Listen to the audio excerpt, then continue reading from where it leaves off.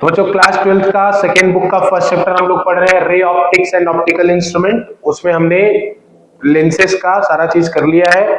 अब उसके बाद हम लोग पढ़ रहे हैं प्रिज्म से रिफ्रैक्शन। और ऐसा आप लोग मान के चलेंगे कि एक क्वेश्चन बोर्ड के एग्जाम में प्रिज्म से पक्का आएगा, ये आप मान के चलेंगे। ठीक है ना, तो इसीलिए ये बहुत ज्यादा इंपॉर्टेंट है बच्चों, इसको आप लोग आराम से ध्यान से लेके चलेगा। ठीक है ना।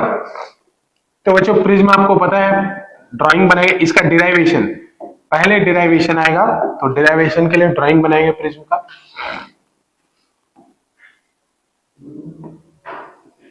ये प्रिज्म है बच्चों। ऊपर जो एंगल होता है इसे एंगल ऑफ प्रिज्म कहते हैं, ऊपर वाले एंगल को एंगल ऑफ प्रिज्म कहते हैं। ठीक है ना, आ जाओ बेटा आ जाओ, ये एंगल ऑफ प्रिज्म कहलाता है, एंगल है।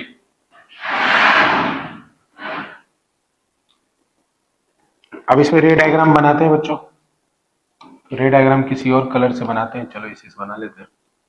तो इसके ऊपर रे ऐसे गई बच्चों, ये रे गई और यहां पे हमने ऐसे परपेंडिकुलर खींचा। ठीक है बच्चों, परपेंडिकुलर खींचा, तो ये जो एंगल होगा उसे हम क्या कहेंगे, एंगल आई। एंगल आई बोलेंगे ना बच्चों, ये एंगल क्या होगा, एंगल आई। समझ लो बच्चों एक बार, फिर उसके बाद बनाना आराम से। परपेंडिकुलर कैसे खींचा जा रहा है ये देखो, हैबिट बनाओ, परपेंडिकुलर कैसे खींचा जा रहा है। तो इस पॉइंट पे इंटरसेक्ट करा तो यहाँ पे 90 डिग्री पे जो खींचा जा रहा है वो परपेंडिकुलर है। तो बेटा ये रेयरर से डेंसर में जा रही है तो मुड़ेगी, मुड़ेगी तो ऐसे जाएगी इस तरीके से। तो ये वाला एंगल आर होगा बच्चों, ये वाला एंगल आर होगा, तो इसको मैं R1 कह रहा हूं। ठीक है, फिर ये रे जब यहां पे जाके गिरी है तो यहां भी परपेंडिकुलर खींचना होगा। देखो ये सब अपने कंस्ट्रक्शन दिमाग में होना चाहिए। तो यहां परपेंडिकुलर खींचना होगा, तो यहां परपेंडिकुलर खींचा मैंने ऐसे करके, यहां पे परपेंडिकुलर, बेटा इस सरफेस के परपेंडिकुलर खींचना है। तो ये वाला एंगल क्या कहलाएगा, R2। इस एंगल को मैं कह रहा हूं R2, ये एंगल R2 है। फिर रे क्या करेगी, ऐसे बाहर निकल जाएगी, तो ये वाला एंगल क्या कहलाता है, E, angle of emergence. Emergence मतलब, इमर्ज मतलब बाहर निकलना, तो बाहर निकलने वाले क्या बोलते हैं, एंगल ऑफ इमरजेंस। रुक जाओ बच्चों, एक आखिरी देखो बच्चों, तो इसमें एक चीज हम लोग निकालते हैं, angle of deviation. Angle of deviation, तो बेटा अगर ये प्रिज्म नहीं रहता तो लाइट ऐसे जाता, ऐसे जाता। इस प्रिज्म के वजह से लाइट ऐसे जाने लगा, तो ये लाइट ऐसे जाने लगा, तो इसको पीछे बढ़ाओ, तो ये अपने पाथ से कितना मुड़ गया, इतना मुड़ गया, तो ये वाले एंगल के बराबर मुड़ गया, तो इसे हम क्या कहते हैं, एंगल ऑफ डेविएशन। मतलब प्रिज्म नहीं रहता तो लाइट ऐसे जाता, अभी लाइट ऐसे जा रहा है तो कितना मुड़ गया, तो ये मुड़ गया, तो ये एंगल ऑफ डेविएशन। नाम बता रहे कि अपने पाथ से इतना डेविएट हो गया बच्चों, और ये कहलाता है एंगल ऑफ प्रिज्म, ये कहलाता है एंगल ऑफ प्रिज्म। अब बना लो ड्राइंग, समझ के ड्राइंग, एक रे गिराओ वहां पर ऐसे 90 करो, अब बना लो ड्राइंग। थोड़ा बड़ा बनाना क्योंकि इसमें थोड़ा कंस्ट्रक्शन वगैरह है, थोड़ा सा बड़ा बनाना है इसको। ठीक है,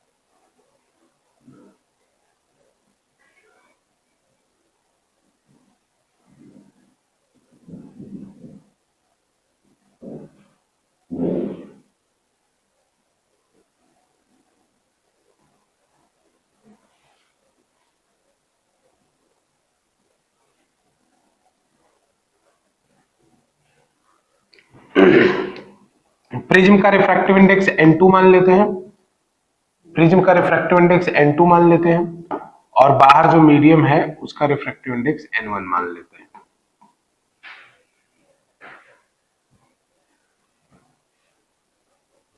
ठीक है बच्चों,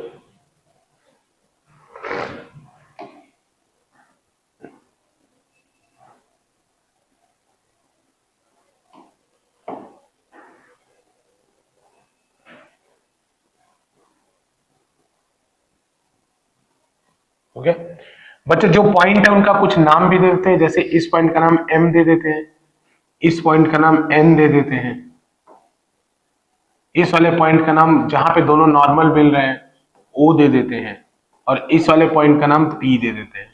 ऐसे ही कुछ नाम दे दिया, आपकी जो मर्जी वो। देखो ड्राइंग याद रखना चाहिए शुरू में, एक ही बार ड्राइंग याद बनाओगे ना घबरा जाओगे, इसीलिए मैंने बोला कैसे कि पहले एक लाइन गिराओ, तुम्हें खुद अपने आप बनाने आ जाएगा। एक लाइन ले जाओ, वहां परपेंडिकुलर खींचोगे खींचोगे वो नॉर्मल की तरफ मुड़ेगी, सीधी जाएगी, फिर दूसरे फेस पे टकराएगी तो वहां पे परपेंडिकुलर खींचोगे ही खींचो। ड्राइंग अपने आप बनने दो, अपने आप बनोगे फिर ऐसे बाहर जाएगा। फिर बच्चों इसको आगे बढ़ाना और इसको पीछे बढ़ाना, जहां मिलेगा वो एंगल ऑफ डेविएशन होगा। ऐसे मतलब ड्राइंग खुद बनाना सीखो, अब तुम्हें क्लियर रहेगा सिचुएशन। अब देखो बच्चों, इसमें एक प्रिज्म फार्मूला होता है, वो मुझे प्रूफ करना है। तो प्रूफ क्या करना है हम लोग को? Prism formula. तो बच्चों एक प्रिज्म फार्मूला होता है, प्रिज्म फार्मूला, ये हम लोग को प्रूफ करना है। प्रिज्म फार्मूला क्या होता है बच्चों? तो ये होता है n21 is equals to sine a plus del upon 2 upon sine a by 2। इस फॉर्मूले को बच्चों कहते हैं प्रिज्म फार्मूला, इस फॉर्मूले को कहते हैं प्रिज्म फार्मूला, इस फॉर्मूले को प्रिज्म, यही हमें प्रूफ करना है, ठीक है ना। ये प्रूफ करने के लिए आएगा आपको, तो ये फॉर्मूला हमें प्रूफ करना है, ठीक बच्चों। तो आइए प्रूफ पे स्टार्ट करते हैं हम लोग। इसका प्रूफ एकदम स्टेप बाय स्टेप चलेंगे।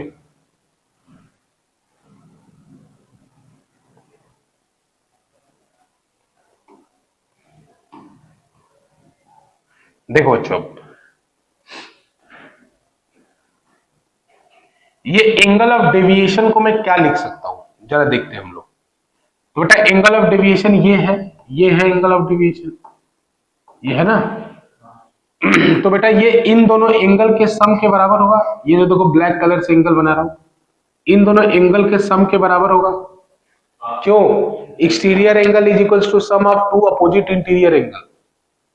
समझ आ रहा है कि नहीं? तो ये जो दोनों एंगल का सम है वो डेल के बराबर होगा। तो बच्चों जरा ध्यान से देखो कि अगर ये वाला एंगल आई है, ये वाला एंगल, तो ये टोटल एंगल क्या होगा? आई। तो उसमें से अगर R1 घटा दूं तो ये वाला एंगल मिलेगा, मिलेगा ना। तो देखो यहां पे मैं लिख रहा हूं डेल इज इक्वल्स टू, ये एंगल होगा I माइनस R1, और बेटा ये वाला एंगल क्या होगा? E minus R2। फील करो, रटो मत बेटा, ये I है तो ये भी I होगा, ये भी I होगा कि नहीं होगा? टोटल I होगा, vertically opposite angle, vertically opposite angle. तो बेटा ये नीचे वाला अगर R1 है तो ऊपर वाला कितना होगा? I minus R1। याद देखो बेटा, ये टोटल एंगल E है तो ये टोटल एंगल क्या होगा? E होगा, E होगा। लेकिन बेटा इसमें से अगर R2 घटा दो तो ये एंगल कितना बचेगा? E minus R2। तो बच्चों अब डेल क्या होगा? इन दोनों एंगल का सम होगा। तो बेटा डेल बराबर हो जाएगा I minus R1 plus E minus R2, ठीक है ना। तो यहां से बस I प्लस E एक साथ कर लो, I प्लस E बराबर minus R1 plus R2, bracket में कर लिया। पहला स्टेप बताओ, क्लियर है? ये कौन से ट्रायंगल से हुआ? तो बच्चों फ्रॉम ट्रायंगल नाम लिखना है, लिख लेंगे PMN, from triangle PMN, from triangle PMN। Angle I minus R1 plus E minus R2 is equals to del, ठीक है। ठीक बच्चों, अब चलो आगे। ये तो प्रूफ करना है। देखो बच्चों, यहां घबराओ मत, मैं इसका शॉर्टकट भी बता दूंगा कि क्या क्या याद रखना है प्रूफ करते समय। पहला इक्वेशन। अब दूसरा इक्वेशन बच्चों, R1 plus R2 equal to A proof करना है। A क्या है? एंगल ऑफ प्रिज्म, ऊपर जो एंगल है उसको। तो हमें प्रूफ करना है R1 plus R2 equal to A, ये प्रूफ करना है। अब देखो कैसे प्रूफ करता हूं। तो बच्चों एंगल AMO को देखो, एंगल A, ऊपर वाले पॉइंट को A कह दे रहा हूं, ये वाला पॉइंट A ही कह दे रहा हूं। तो बच्चों AMO को देखो, तो AMO 90 डिग्री है क्या? चेक करो, AMO 90 डिग्री है क्या? AMO 90 डिग्री है क्या? देखो AMO 90, क्योंकि नॉर्मल है ना, लाल वाला क्या है, नॉर्मल है ना, तो ये वाला एंगल टोटल कितना होगा 90 डिग्री। AMO समझ रहे हो ना कौन सा एंगल है बेटा, कॉम्प्लिकेट नहीं करना है सिचुएशन को, ये वाला एंगल है AMO, तो नॉर्मल ये 90 डिग्री होगा। बनाना मत इसको, नहीं तो तुम फिगर कॉम्प्लिकेट कर दोगे। समझ रहे हो नहीं समझ रहे हो बच्चों। उसी तरह से ANO भी 90 होगा, वो भी 90 क्योंकि वो नॉर्मल है। तो बेटा ये वाला एंगल भी ANO जो भी है वो भी 90, ठीक है, दोनों बात ध्यान समझना, ANO भी 90 है। तो बच्चों एक बात लिख सकता हूं फ्रॉम, उधर से लिखता हूं, फ्रॉम क्वाड्रिलेटरल, बच्चों क्वाड्रिलेटरल है, फ्रॉम क्वाड्रिलेटरल, नाम रखो क्वाड्रिलेटर का, AMON, तो उसमें हमें ये तो पता ही है कि एंगल M और एंगल N क्या है 90 डिग्री, तो angle A plus angle O, direct shortcut में O लिख रहा हूं, angle O plus angle M plus angle N is equals to कितना होगा 360 डिग्री, क्योंकि इसके सभी एंगल का सम क्या होता है 360। उत्साह ध्यान दो इधर, यही रहो। तो A plus angle O plus 90 equal to 360 होगा। तो बच्चों कितना होगा A प्लस एंगल O बराबर 90 प्लस 90 उधर हो जाएगा 180 डिग्री हो जाएगा, 180 डिग्री हो जाएगा। तो इसको अब इक्वेशन 1 कह लेता हूं, इसको इक्वेशन 2 कह लेता हूं। अब देखो बच्चों from triangle MON, from triangle MON, तो बेटा देखो मैं लिख रहा हूं इसमें एंगल MON से R1 plus R2, angle R1 plus angle R2 plus angle O बराबर कितना होगा 180 डिग्री, होगा कि नहीं होगा, होगा पक्का, देख लो तीनों का सम 180। तो बेटा इस इक्वेशन को तीसरा इक्वेशन कह दे रहा हूं। तो बेटा फ्रॉम इक्वेशन 2 एंड 3, फ्रॉम, तो दोनों का राइट हैंड साइड एक इक्वल है, राइट हैंड, यहां भी 180 यहां भी 180, इक्वेशन 2 एंड 3, तो दोनों को इक्वेट कर दो। इक्वेशन 2 और 3 से हमें क्या मिलेगा, angle R1 plus R2, angle R1 plus angle R2 plus angle O बराबर A प्लस एंगल O, मिलेगा कि नहीं, एंगल O कैंसिल हो गया, तो यहां से R1 प्लस R2 डायरेक्ट लेते रहो, एंगल हटा के किसके बराबर होगा 1 है, R1 प्लस R2 किसके बराबर होगा 1 है। ये इक्वेशन 4 हो गया। देखो ये माया जाल है लेकिन घबराना मत, इसमें देखो एंकर डालो, एंकर डालते हो ना, जैसे बोलते हैं ना, जैसे आपका रास्ता लंबा हो और भूल भुलैया वाला रास्ता हो, तो आदमी क्या करता है वहां पे एंकर डाल देता है कि भाई एक बार जैसे होता है एंकर डाल देता, तो आगे जब वो कभी फ्यूचर में आएगा तो एंकर उसको हेल्प करते हैं, मुझे वहां वो चीज रखी थी मुझे याद है। तो देखो मेरे को कैसे याद है, मेरे को एंकर कुछ गलत, मेरे को पहला इक्वेशन ये याद है कि डेल बराबर I plus E minus R1 plus R2 proof करना होता है, और मुझे बस ये याद है कि कैसे आएगा, तो ऊपर एक ट्रायंगल बनता है डेल के साथ, उसी से आएगा। अब मैंने ये नहीं याद किया कैसे आएगा, वो बाद में अपने आप को फ्री छोड़ो, आएगा वो अपने आप आएगा।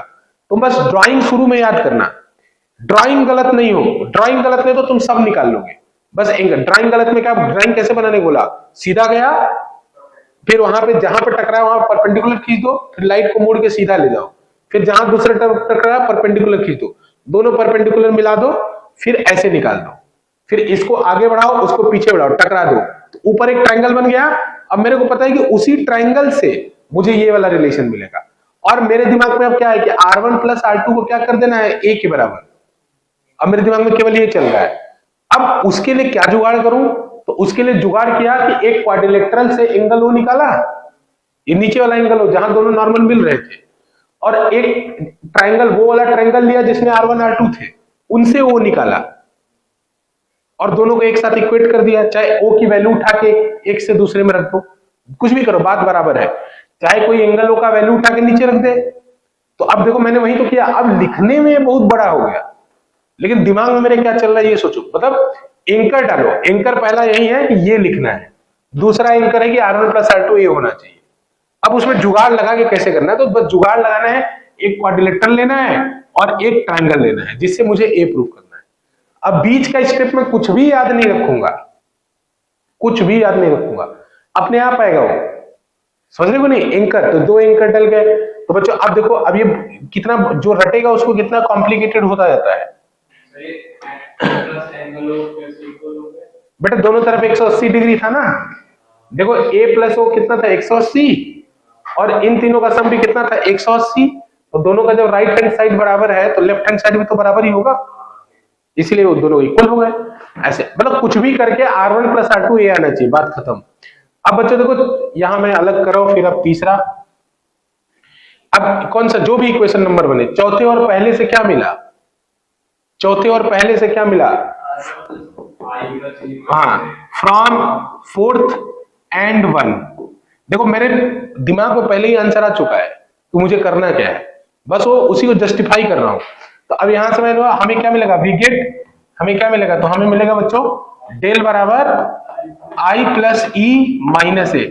अब जो मन करे उसका नंबर चलने दो, क्या घबराना है, 5 कर दो, बनने दो नंबर, नंबर से मतलब दिमाग में एंकर रखो बस, बाकी जो हो रहा है होने दो, चिंता मत करो, अपने आप ज्योमेट्री तुम्हें, अरे बहुत बेसिक ज्योमेट्री है, कोई परेशान नहीं होना इसमें, ठीक है ना बच्चों। अब इसके बाद एक बात कहते हैं हम लोग, अब यहां पे एक बात कि व्हेन फॉर मिनिमम डेविएशन, अब ये थोड़ा सा याद रखना है, फॉर मिनिमम डेविएशन, ठीक है ना, फॉर मिनिमम डेविएशन रिफ्रैक्टेड रे should be parallel to base of prism, should be parallel to base of prism, मतलब ये प्रिज्म का बेस कहलाता है, नीचे जो होता है क्या होता है, बेस कहलाता है बच्चों, ये जो नीचे होता है वो क्या होता है, बेस, इसको कहते हैं बेस ऑफ प्रिज्म, इसके पैरेलल होना चाहिए। मिनिमम डेविएशन अगर हम निकाल रहे हैं तो उसके लिए जो रिफ्रैक्टेड रे वो बेस के पैरेलल होना चाहिए, लिखने की बात है, बस समझना क्या है कि अगर बेस के पैरेलल हो जाएगा तो इसका मतलब ऐसा समझना चाहिए कि एंगल I बराबर एंगल E हो जाएगा और एंगल R1 बराबर एंगल R2 हो जाएगा, बस दिमाग में ये बात रखना, एंगल R1 बराबर क्या आ जाएगा, एंगल R2, बस इतना बात कि लिख देना है कि for minimum deviation angle I will be equal to angle E और angle R1 will be equal to angle R2, R1 R2 बराबर होता है, फिर दोनों उधर वाले बराबर हो जाते हैं, तो आप बस लिख देना। अब देखो मेरा काम हो गया, मैं स्नेल्स लॉ लगाना चाहता हूं, तो स्नेल्स लॉ लगाने के लिए मुझे क्या चाहिए था, I और R1 चाहिए था, स्नेल्स लॉ लगाने के लिए I और R1 चाहिए था ना बच्चों, तो देखो मेरा काम हो गया, फ्रॉम इक्वेशन 5, इक्वेशन 5 से हमें क्या मिलेगा बच्चों, अगर इक्वेशन 5 से बात करूं तो क्या मिलेगा, अब देखो इक्वेशन 5 से हमें मिलेगा ना 2I is equals to a plus del, check करना जरा, 2I is equals to a plus del, बेटा angle I equal to angle E हो गया ना, तो E और I बराबर हो गए, तो बराबर हो गए तो a को इधर भेज दो, तो ये 2I हो गया, तो I बराबर कितना हो जाएगा बेटा, a प्लस डेल अपॉन 2, देखो ऊपर वाला आ गया था ना जो प्रिज्म फॉर्मूले में लिखा था, तो sine I by sine R होता है स्नेल्स लॉ, तो I तैयार हो गया, I तैयार हो गया ना। अब हमें तैयार करना है R को, तो कोई भी इक्वेशन होगा, आप चौथा नंबर इक्वेशन, फ्रॉम इक्वेशन 4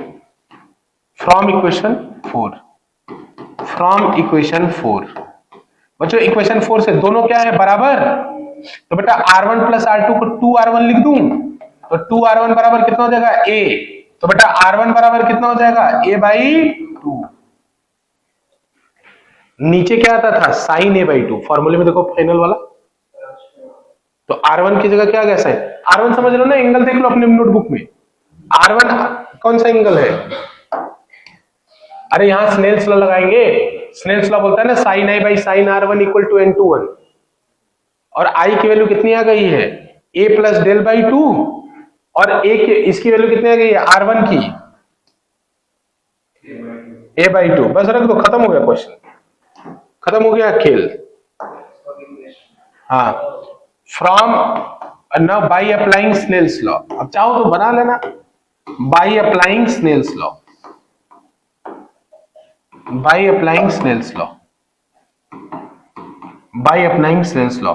बच्चों कितना होगा sine I upon sine R, तो साइन आई कितना है A plus del by two, और साइन आर कितना है sine A by two is equals to N two one. Proved, यही तो प्रूफ करना था।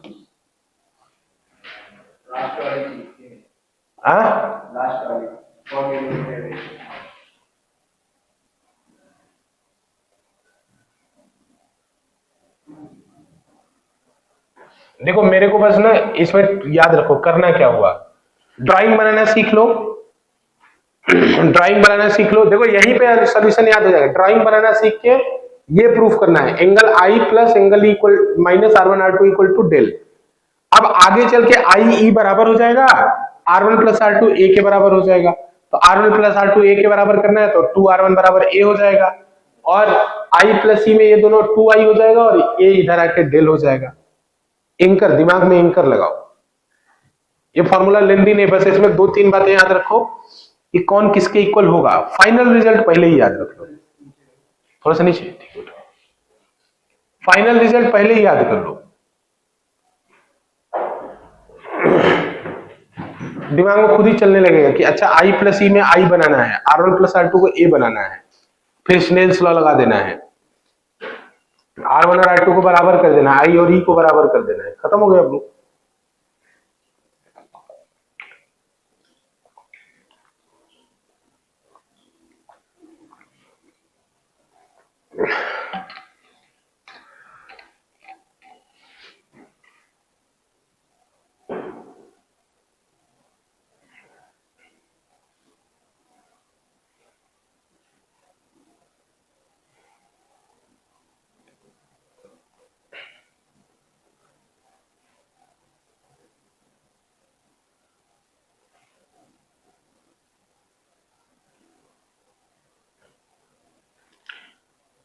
जो प्रूफ ऑफ ना एक बार नोटबुक बंद करके रफ पे कर लिया करो, कॉन्फिडेंस आ जाएगा सीधे। नोटबुक बंद करके एक बार रफ पे खुद ड्राइंग वाइंग सब बना के A to Z खेलो। अरे क्या है, ज्योमेट्री है, बस ड्राइंग बना के खेल जाओ एक बार।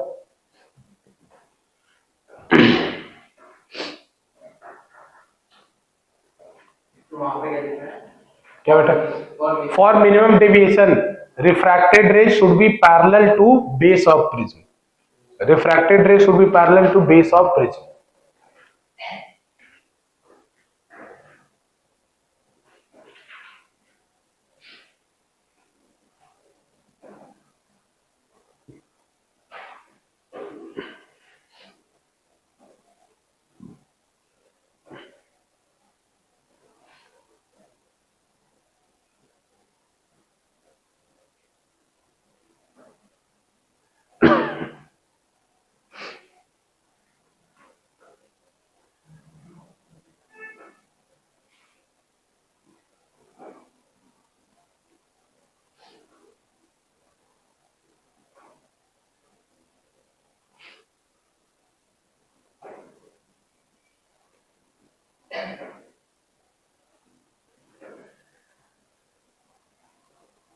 बोलो बेटा, जहां डाउट हो पूछो।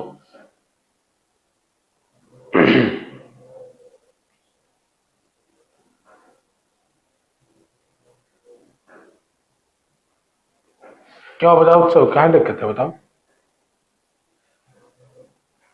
दिक्कत हो जाओ बेटा, देख लो कोई दिक्कत हो बता देना।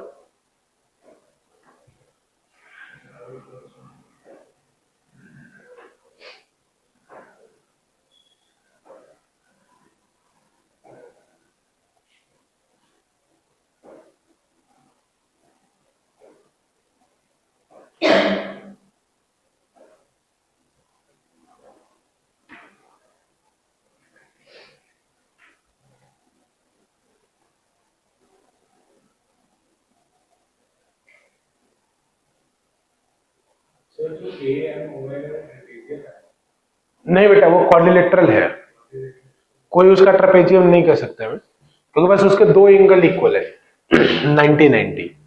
ए और वो नीचे वाला ओ इक्वल नहीं है।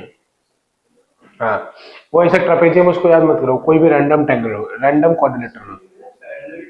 Parallel to the base of prism, base of prism, parallel to base of prism.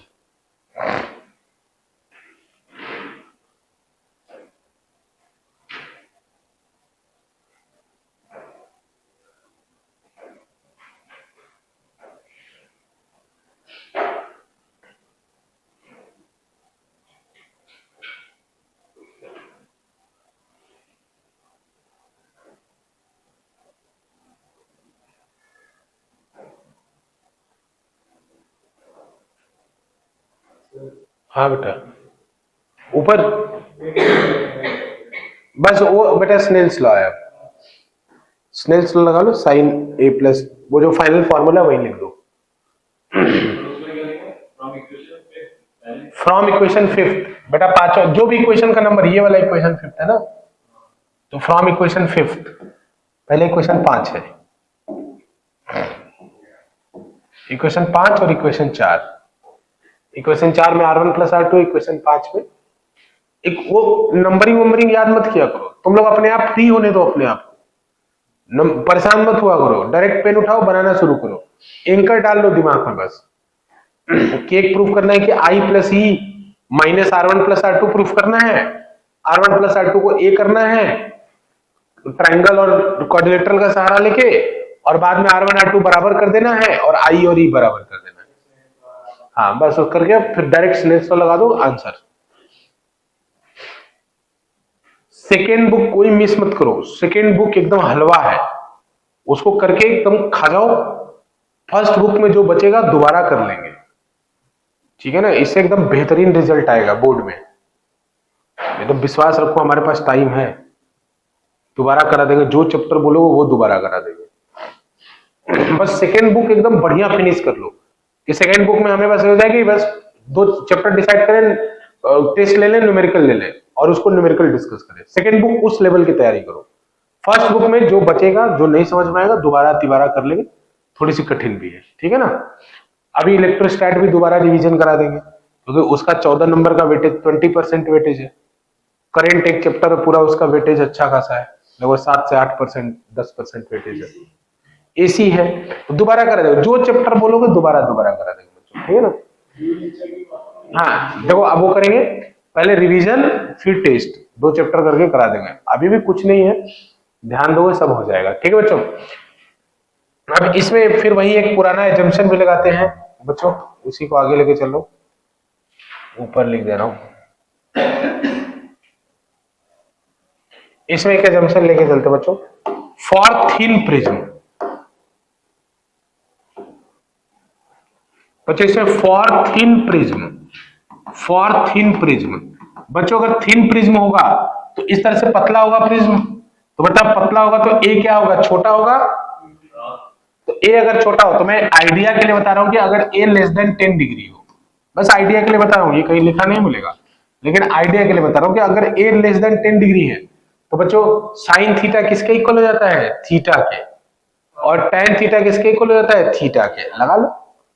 तो बेटा इसमें फॉर एज ले, तो हमें पता है ये 2-3 बार हो चुका है, साइन थीटा थीटा के इक्वल हो जाता है कब, जब थीटा बहुत छोटा हो, tan थीटा भी थीटा के इक्वल हो जाता है कब, जब थीटा बहुत छोटा है, और cos थीटा किसके इक्वल हो जाता है, 1 के, कब, जब थीटा बहुत छोटा हो, समझ में आ रहा है कि नहीं, जब थीटा बहुत छोटा हो।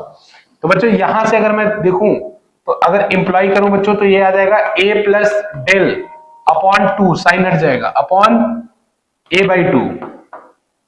बच्चों मैंने साइन से साइन कैंसिल नहीं किया है, ये मत समझना कि साइन थीटा थीटा के इक्वल हो जाता है, और ये n2 के इक्वल हो जाएगा बेटा, तो देखो 2 से 2 कट जाएगा, तो a plus del upon a आएगा, इसी को जब क्रॉस मल्टीप्लाई करके सॉल्व करोगे बच्चों, तो डेल की वैल्यू आएगी a इंटू n21 माइनस 1, करके देख लेना, ये आएगी,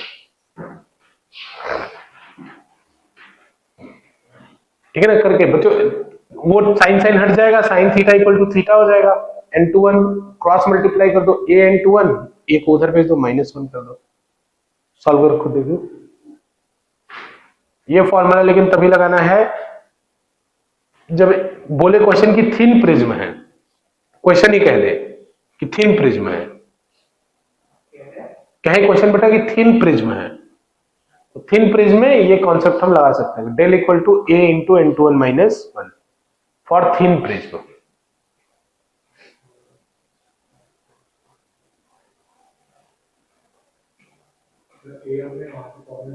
बेटा देखो कॉमन नहीं, देखो अब 2 से 2 कैंसिल कर दिया तो ये कितना आएगा, a प्लस डेल अपॉन ए। बेटा a को उधर मल्टीप्लाई कर दो तो a n2 1 हो जाएगा। इधर क्या बचेगा, a plus del equal to a n2 1, a को उधर भेजो तो माइनस a हो जाएगा, a n2 1 माइनस a। बेटा a कॉमन ले लो, a कॉमन ले लो तो n2 1 माइनस 1 हो जाएगा। a n2 1 माइनस a होगा तो a कॉमन ले लो, n2 1 माइनस 1 हो जाएगा।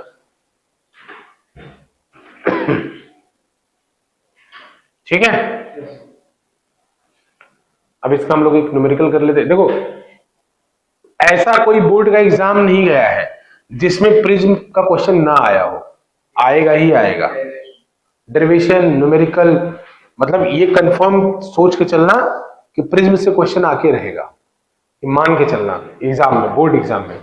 डेरिवेशन आ जाए तो बड़ा मजा है, न्यूमेरिकल भी आ जाए तो भी, इसके न्यूमेरिकल थोड़े अतरंगी होते हैं, इसीलिए मैंने आपको थोड़ा ड्राइंग देखने को बोला था। आइए कुछ देखते हैं हम लोग, फिर एक स्टार्ट करते हैं। पहले बेसिक लिखो, क्वेश्चन लिखो बच्चों।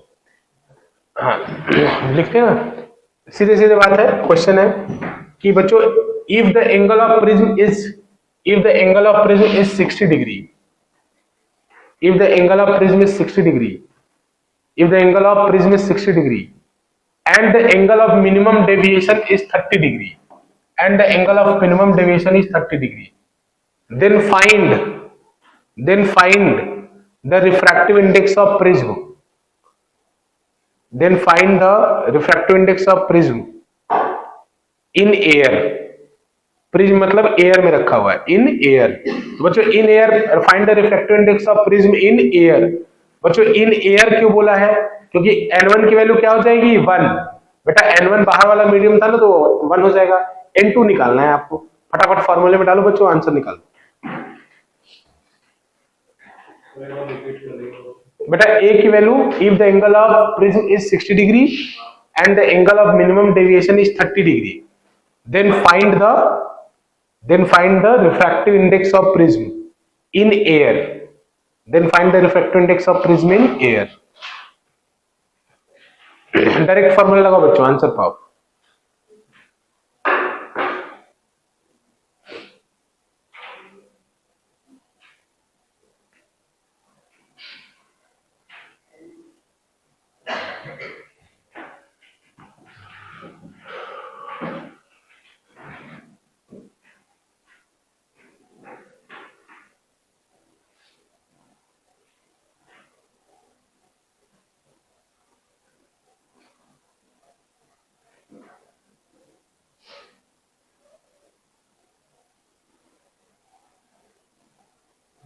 आगे बच्चों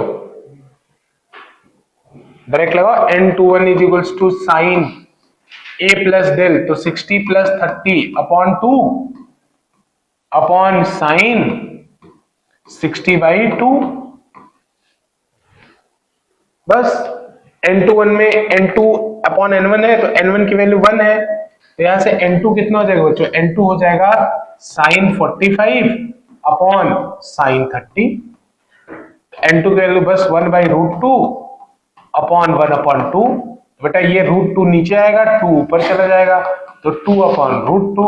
बेटा इसका आंसर कितना आएगा, √2 आएगा। अगर वैल्यूज में पूछे तो 1.414 बता देना, ये इसका रिफ्रैक्टिव इंडेक्स होगा।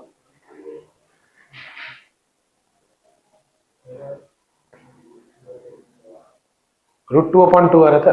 देखो तुम्हें अगर कभी कंफ्यूजन हो ना बच्चों, जिसको अगर इसमें कंफ्यूजन हो कि कौन ऊपर आएगा तो ऐसे कर लिया करो, साइन 45 की वैल्यू ऊपर है ना, तो इसको साइन 45 कितना होता है, 1/√2।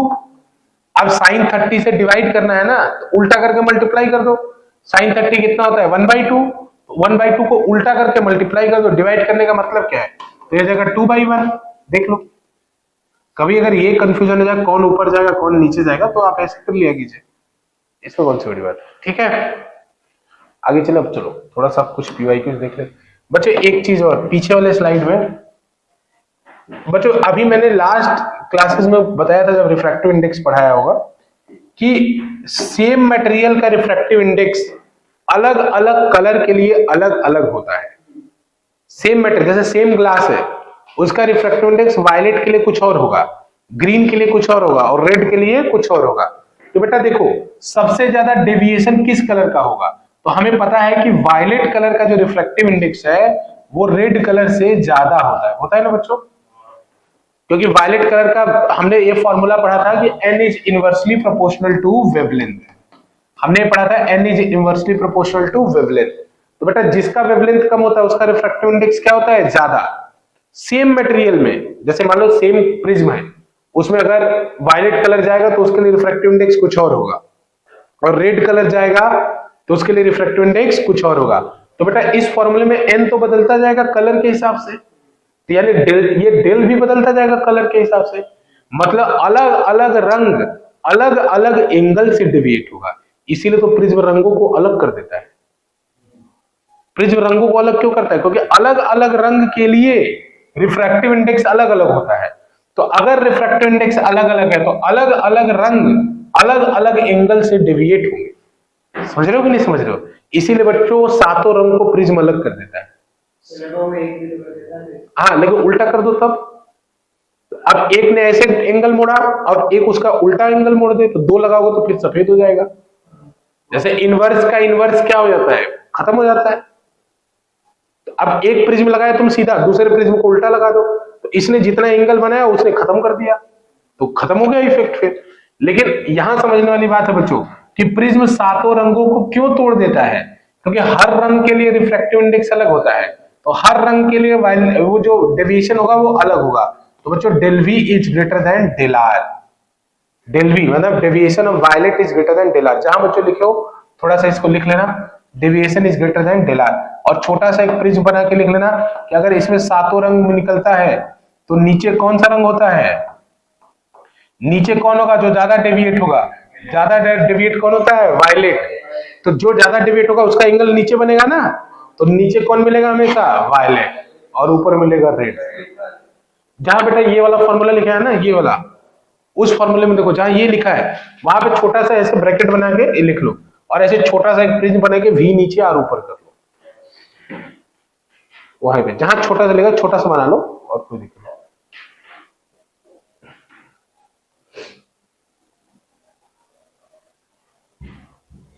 ये बहुत इंपॉर्टेंट है, इसके ऊपर बोर्ड ने न्यूमेरिकल पूछा था इस कॉन्सेप्ट के ऊपर, और दिया था कि लाल रंग के लिए रिफ्रैक्टिव इंडेक्स इतना है, हरे रंग के लिए रिफ्रैक्टिव इंडेक्स इतना है, एक मटेरियल का, और न्यूमेरिकल पूछा था। बहुत बेहतरीन क्वेश्चन है वो, अभी हम लोग उसको देखेंगे। खतरनाक TIR के साथ मिलाया था उसको।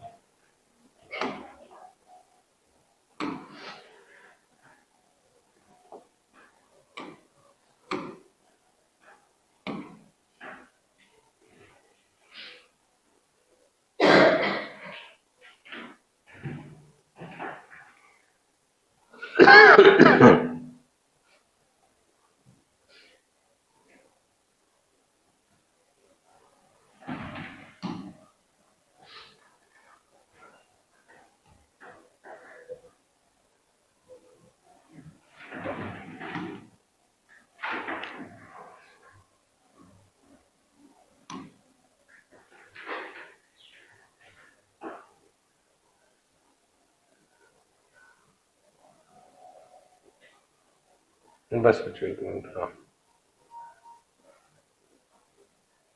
प्रिज्म हम देखते हैं। प्रिज्म में कुछ क्वेश्चन खतरनाक से आते हैं। एक बार मैं आपको बस थोड़ा सा दर्शन करा दे रहा हूँ प्रिज्म में कैसे क्वेश्चन आते हैं। तो refraction through prism, for a glass prism the angle of minimum deviation will be smallest for light of, कौन से रंग की लाइट के लिए एंगल ऑफ डेविएशन मिनिमम होगा, कम होगा, ये समझ लेना। रेड के लिए सबसे क्या होगा, कम होगा। समझ रहे हो ना, जिसका वेवलेंथ ज्यादा हो उसका, जिसका वेवलेंथ कम हो उसका रिफ्रैक्टिव इंडेक्स क्या होता है, ज्यादा, उल्टा। ठीक है ना, तो रेड कलर सबसे कम डेविएट होगी क्योंकि रेड कलर का रिफ्रैक्टिव इंडेक्स सबसे कम होता है, क्योंकि रेड कलर का वेवलेंथ सबसे ज्यादा होता है। समझ गए ना। अब ऐसे मिनिमम डेविएशन ये वो इक्विलेटरल, देखो बच्चों अगर क्वेश्चन में बोले इक्विलेटरल प्रिज्म है, इक्विलेटरल प्रिज्म में तो एंगल ऑफ प्रिज्म कितना हो जाएगा, 60 डिग्री। बात यहां से याद रखना, ठीक है ना। अब बोला है कि a ray of light passing through equilateral glass prism suffer a minimum deviation equal to the angle of prism. तो बोला है कि मिनिमम डेविएशन भी किसके इक्वल है, एंगल ऑफ प्रिज्म के इक्वल है, तो वो भी 60 है। फॉर्मूले में डाल करके इसका रिफ्रैक्टिव इंडेक्स बता देना। बोला है कि अगर angle of deviation glass prism very करेगा, अगर वायलेट लाइट को रिप्लेस कर दे रेड लाइट से, तो बोलना हाँ करेगा। देखो डायरेक्ट अभी बताया ना, डायरेक्ट करेगा बोलना, और ये लिख देना n is inversely proportional to lambda. तो वायलेट कलर ज्यादा डेविएट होगा, रेड कलर कम। बार बार देखो इस पे क्वेश्चन आएगा। अब देखो ये क्वेश्चन हम लोग अटेम्प्ट करते हैं, ये वाला क्वेश्चन अटेम्प्ट करते हैं बच्चों, क्योंकि इसमें रे डायग्राम पे भी क्वेश्चन आता है। चलो इसको देखते हैं। एमटीजी क्वेश्चन नंबर 55 ऐसे डाल दो, MTG question number 55, MTG question number 55।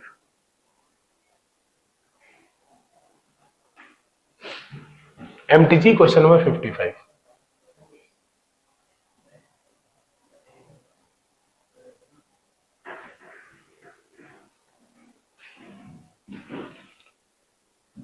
MTG question number 55। Complete the path arrangement for which face will the right emerge। दो यहाँ बहुत भयंकर गणित है, आओ देखते हैं हम लोग। पढ़ लो एक बार क्वेश्चन, पढ़ लिए क्वेश्चन, पढ़ लिए बच्चों। देखो इसके क्वेश्चन कैसे आते हैं, ठीक है, घबराओ मत, एक कॉन्सेप्ट पकड़ते चलना बस।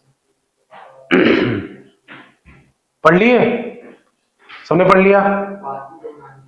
पाथ बनानी है, लेकिन अब यहां गणित समझो। पाथ ऐसे भी हो सकता है,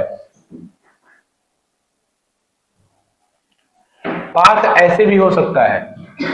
देखो पाथ ऐसे भी हो सकता है, ऐसे लाइट जाए, ये नॉर्मल बने, और लाइट इसे नॉर्मल से अवे बेंड करे, ऐसे।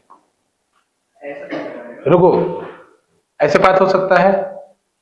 अब पाथ ऐसे भी हो सकता है कि लाइट ऐसे जाए और यहां से TIR हो जाए, और पाथ ऐसे TIR बनेगा।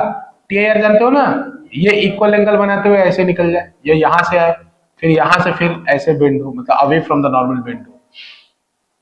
तो यार दोनों पॉसिबिलिटी है कि या तो फेस AC से निकल सकता है, या तो फेस CB से निकल सकता है। ठीक है, अब TIR का नॉलेज इसमें लगता है, तो हमको तो पता नहीं कि क्या करेंगे, कैसे करेंगे। आइए, ये क्वेश्चन अच्छा है, इसको क्रॉप करके ले चलते हैं अपने उस स्क्रीन पे। मैं तो इसमें लिखते रहूंगा तो फिर कल वाले क्वेश्चन की तरह खिचड़ी हो जाएगा, इसलिए साफ साफ स्लाइड में लेके चलते हैं जरा इसको।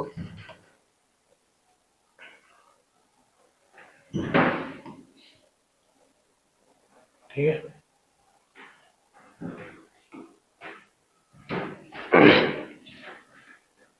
नोट्स मार्क, ठीक है बच्चों। चलो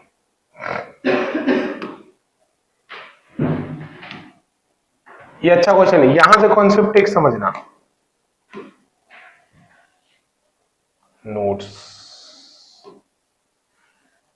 नोट्स कहां गया,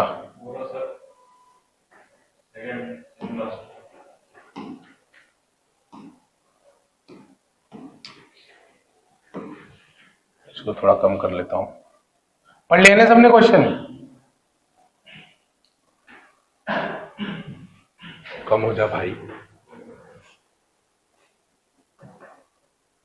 देखो बच्चों, अब इसको कैसे करेंगे, तो मुझे ये चेक करना है। देखो एक बात याद रखो बच्चों, ये एंगल पहले यहां का फैसला करते हैं।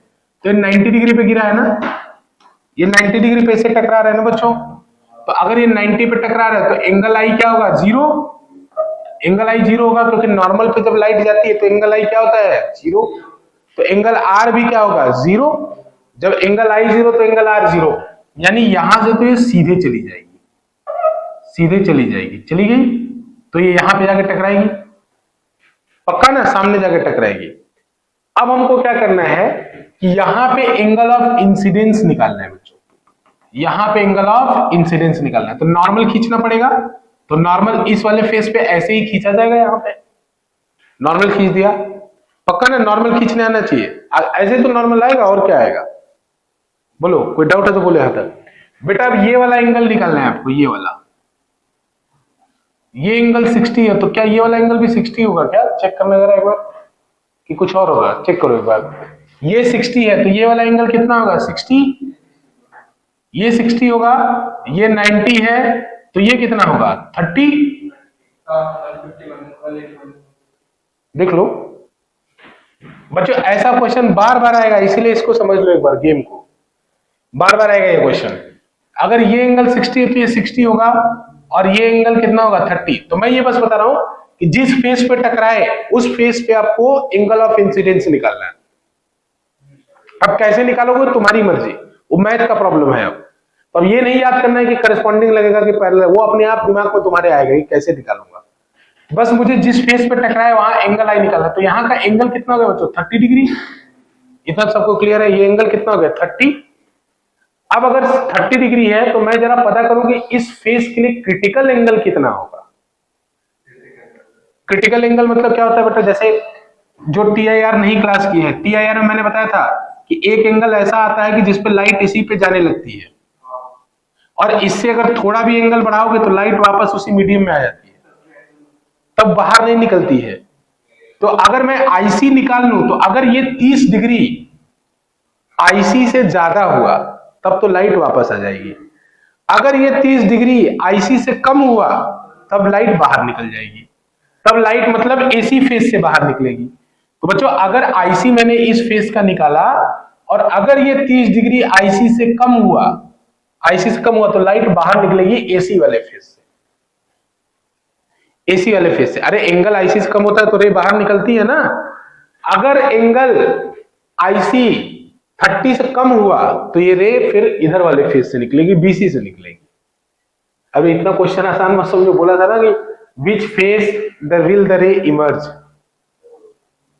ज्यादा होगा अगर IC से बड़ा एंगल है 30, जैसे मान लो IC आ गया 20, मान लो थोड़ी देर समझने के लिए, तो 30 बड़ा है तो रे अंदर आ जाएगी, रिफ्लेक्ट हो जाएगी, रिफ्लेक्ट होके फिर BC से निकलेगी।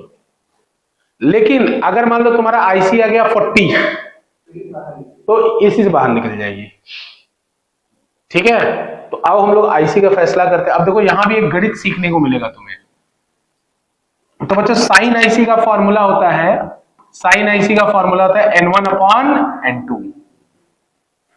N1 की वैल्यू 1 है क्योंकि बाहर एयर है, कुछ नहीं दे रखा है, तो N1 क्या है एयर, और नीचे क्या है 1.5। अब बोलोगे सर ऐसे तो हमने कभी पढ़ा ही नहीं, किसकी वैल्यू निकाले, नहीं निकाल सकते इसका वैल्यू। अब क्या करें, ये तो बहुत बेटा अब स्टैंडर्ड वैल्यू नहीं आई ना, तो IC जैसे अब बच्चों वैल्यू तो मैं नहीं निकाल सकता।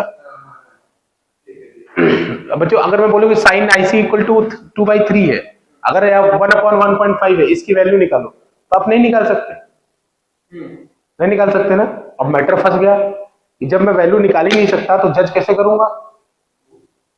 देखो ये मैटर फंसेगा, फिर आगे बार बार इस पे क्वेश्चन आया बोर्ड में, या एक लॉजिक टेस्ट करे। अब बोलेगा IC तो निकाल लिया लेकिन IC में IC की वैल्यू ही ना निकले, तो मैंने कहा कोई बात नहीं बच्चों, साइन थीटा एक इंक्रीजिंग फंक्शन होता है। इंक्रीजिंग फंक्शन मतलब 0 से 90 के बीच में, हर समय नहीं।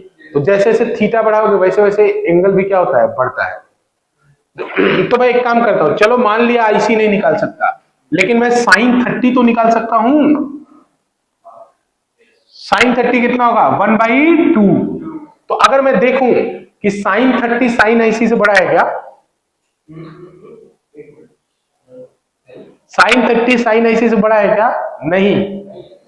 तो यानी साइन 30 साइन IC से छोटा है, तो यानी 30, हाँ गणित को समझो, गणित को बेटा, जब साइन 30 साइन IC से छोटा है तो इसका मतलब IC ये 30 भी क्या होगा IC से छोटा होगा। तो IC से अगर छोटा होगा तो रे कहां आएगी, बाहर आ जाएगी। क्योंकि बेटा अगर IC से एंगल छोटा होता तो बाहर आती है ना, तो बाहर आ जाएगी। IC से एंगल बड़ा होता है तो वापस उसी में आ जाती है। अरे कंफ्यूज तो नहीं हो। देखो रुको रुको रुको बच्चों, देखो अगर एंगल कम रहता है तो रे ऐसे बाहर निकल जाती है। एंगल बढ़ाते बढ़ाते एक एंगल IC कर देते हो तो ऐसे इसी पे जाने लगती है। ये क्रिटिकल एंगल हो गया। अब क्रिटिकल एंगल से जब ज्यादा एंगल करते हो तब आती है अंदर। हाँ IC से बड़ी है तो अंदर, IC से बड़ी है तो अंदर, हाँ, आईसी ज्यादा मतलब तुम एक ही बार बोल रहे हो, बड़ी और ज्यादा तो एक ही बात है।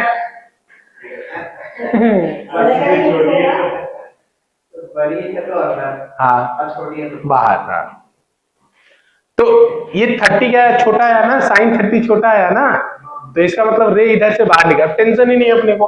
अब बच्चों ये डेंसर से रेयर में जा रहा है, डेंसर से रेयर में जा रहा है, तो नॉर्मल से अभी बेंड करेगा, ऐसे रे डायग्राम बना दिया।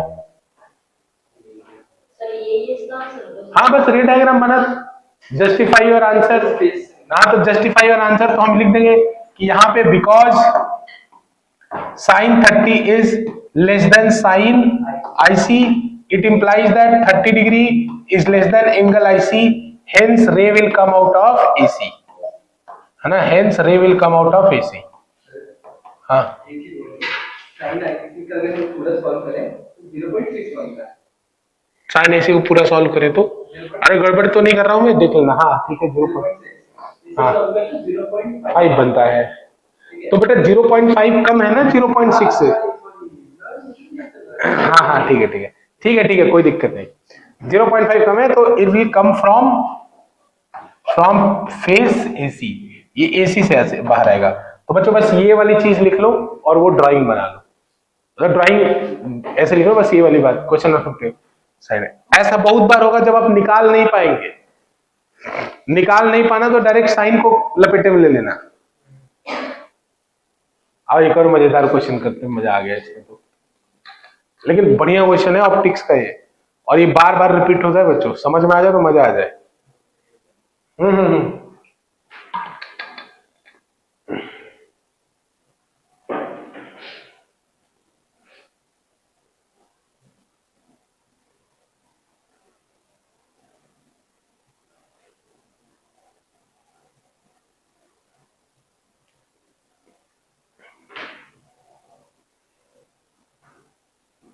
तो डायरेक्ट लिख लेना, रे will come from phase AC.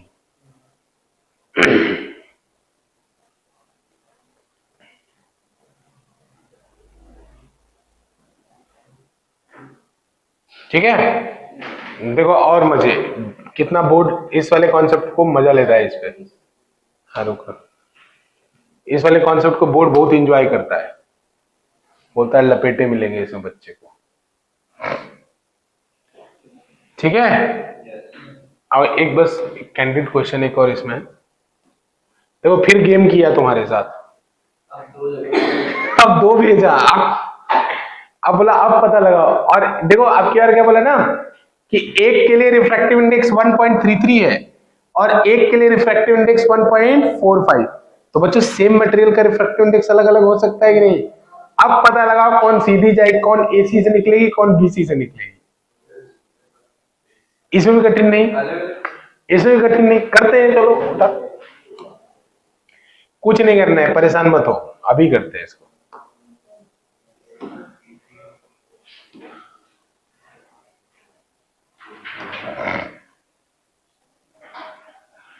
अभी बार बार इस कॉन्सेप्ट पे क्वेश्चन आएगा, परेशान नहीं होना है किसी को, बताते हैं, सब बताते हैं।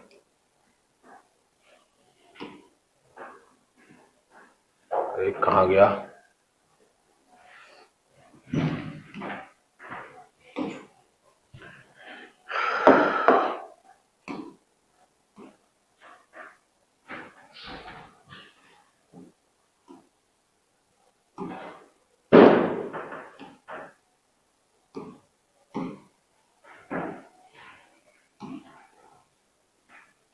आओ बच्चों देखते हैं, फिर से वही काम करना, कोई परेशानी वाली बात ही नहीं है।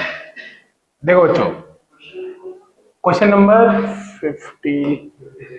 56 था ना, नोट किया था, चलो बता दे। देखो बच्चों अब क्या करते हैं, 56 क्वेश्चन नंबर है एमटीजी का, ठीक है ना।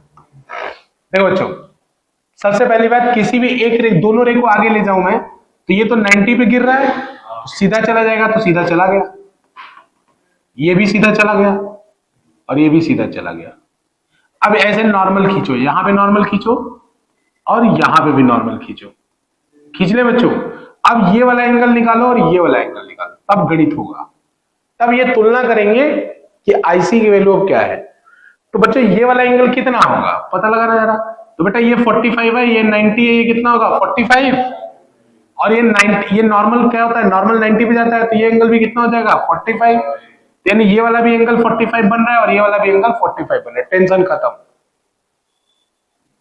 अब हमें क्या करना है, पूछा है कि trace the path of these रे, तो बच्चों जिसका अब आई की वैल्यू आ गई मेरे पास 45, तो अब जिसका आईसी 45 से कम होगा, समझ लेना, जिसका आईसी 45 से कम होगा वो अंदर रहेगा, जिसका आईसी 45 से कम होगा, मतलब हाँ मतलब नहीं समझ, अंदर आएगी, प्रोसेस करो खुद, प्रोसेस, आईसी छोटा है, सीधी बात है, जिसका आईसी 45 से छोटा होगा वो अंदर, जिसका आईसी 45 से बड़ा होगा वो बाहर, ठीक है। अरे उल्टा बोल दिया क्या भाई, अरे सीधी बात बताओ, आई की वैल्यू तुम्हें पता चल गई कि नहीं, दोनों ही केस में कितनी है 45, आई 45 है। अब अगर आईसी 45 से बड़ा हो गया तब तो रे बाहर निकल जाएगी, प्रोसेस कर लो, प्रोसेस कर लो, रे बाहर कब निकलती है, जब आईसी बड़ा होता है और आई छोटा होता है।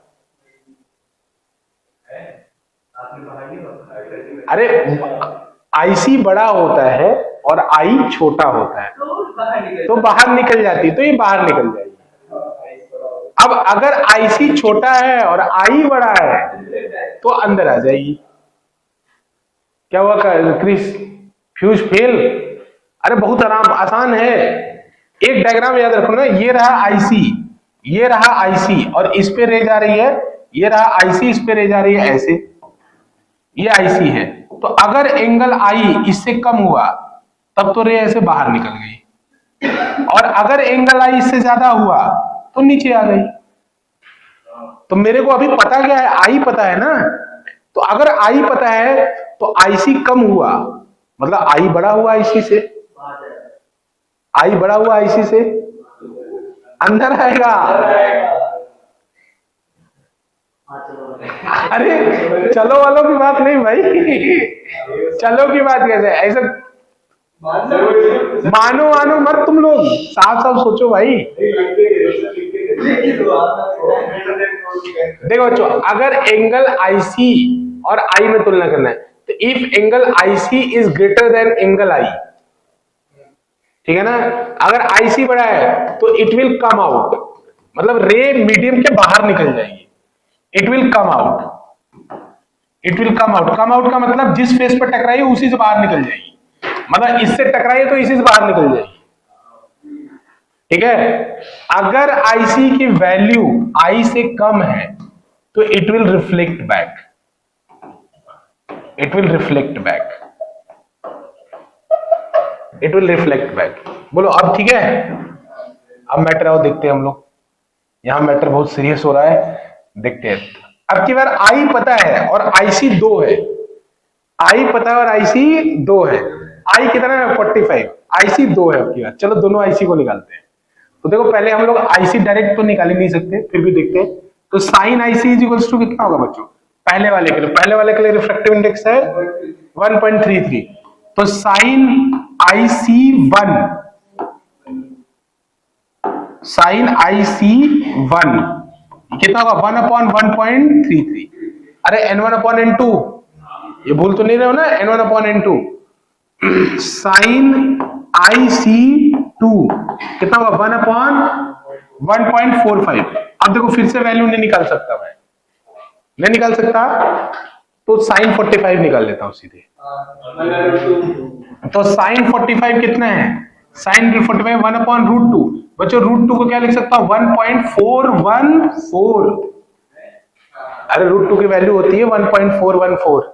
अब देखो 41 क्यों लिखा, क्योंकि यहाँ 45 था, इसलिए 1 भी लिखना पड़ेगा, हाँ 41 लिख लो।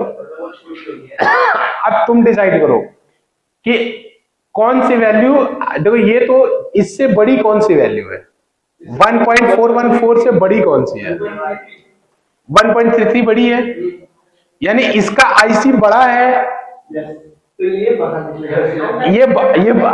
क्या बात कर रहे हो? बाहर निकलेगी कार्तिक, अंदर कैसे आएगी? अरे आईसी बड़ा है भाई, बाहर निकलेगी।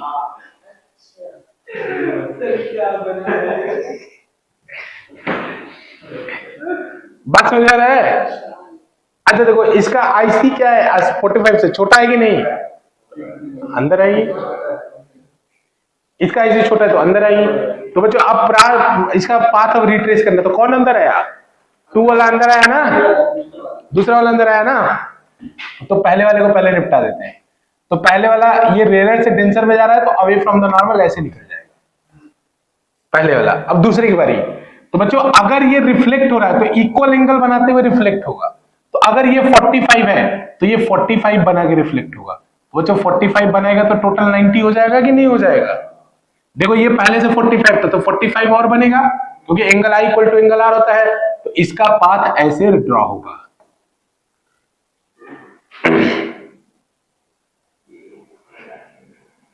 बड़ा मजेदार है ये, मजा ही आ जा रहा है। ठीक है, अभी घबराते को फिर अभी और इधर भी जो आया है। अरे ये कॉन्सेप्ट पकड़ो तुम लोग, बार बार रिपीट होगा, बार बार रिपीट होगा, परेशानी मत होना तुम।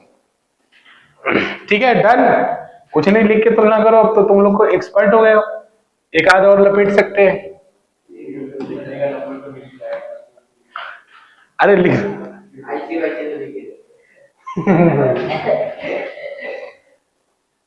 आओ पहले वही लपेट लेते हैं। देखो एक और महान, देखो एक और महान।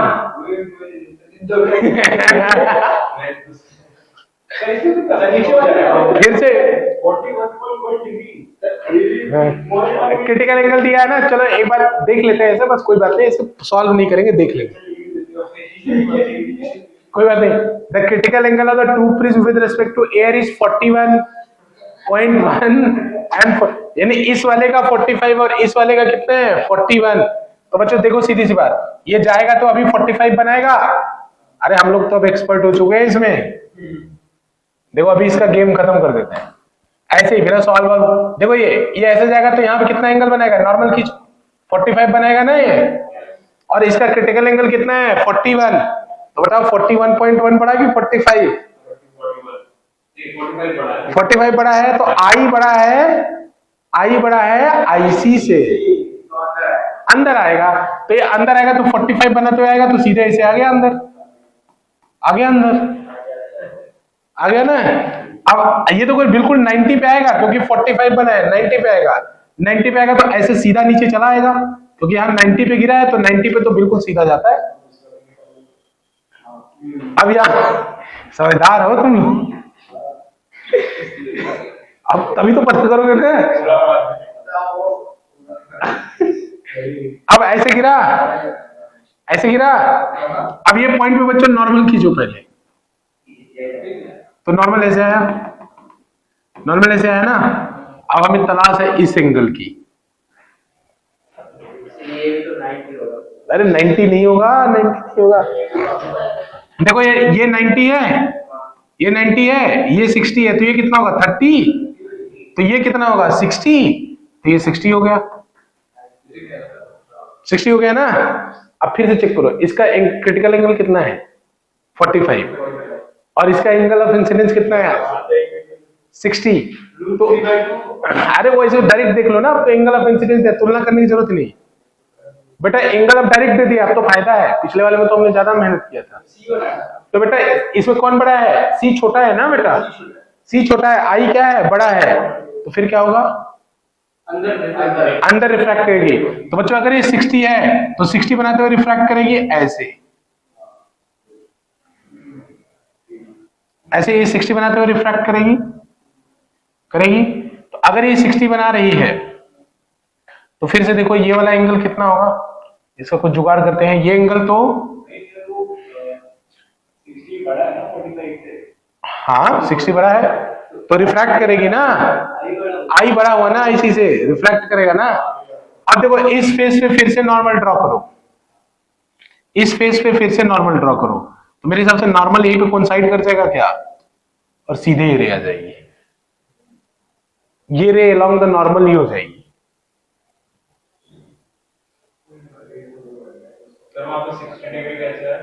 कहाँ पे ये कैसे है 60? बेटा ये 60 था, तो ये वाला एंगल कितना होगा 30 होगा ना, तो और ये नॉर्मल है तो ये कितना होगा 60, तेरे ऐसे निकल जाएगी। ये फाइनल आंसर है।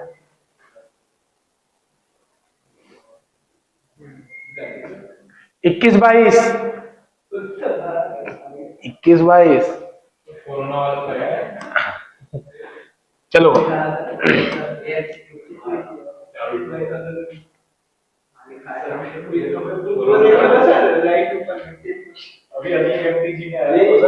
बच्चे ये देखो 2000 इधर 2062।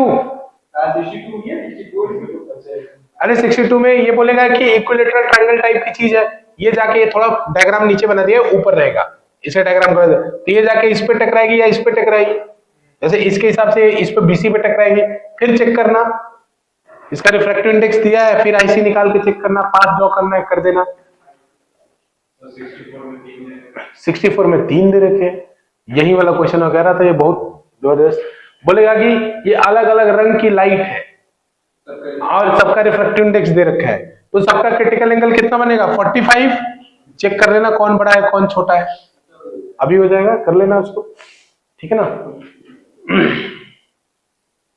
देखो ये फिर उड़ता हुआ तीर गया है, ठीक है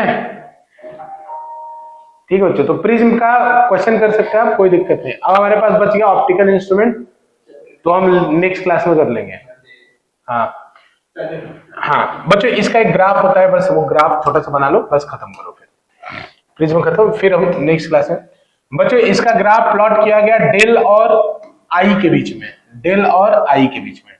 इसका ग्राफ कभी डायरेक्ट बनाने को आता है तो ऐसा इसका ग्राफ होता है। ये होता है minimum deviation, del M.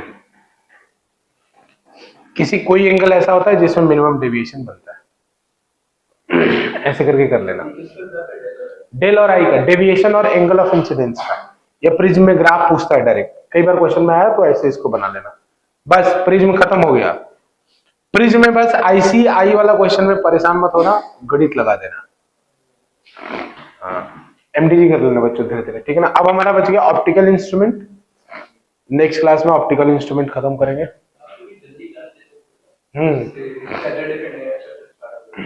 Saturday से आ जाए, कल छुट्टी, कल सबकी छुट्टी है क्या?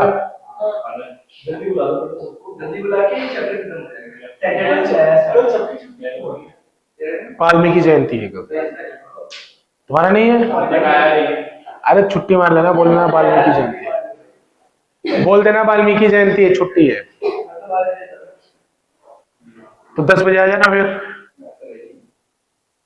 10 सवा 10 आ जाना, 10 आ जाना, 10 बजे आओगे चैप्टर खत्म हो जाएगा। सैटरडे से हम लोग वेव ऑप्टिक्स शुरू कर देंगे, ठीक है। डन करें 10 बजे, ठीक है 10 बजे कल मैं ग्रुप में मैसेज भी डाल दूंगा, 10 बजे आ जाओ।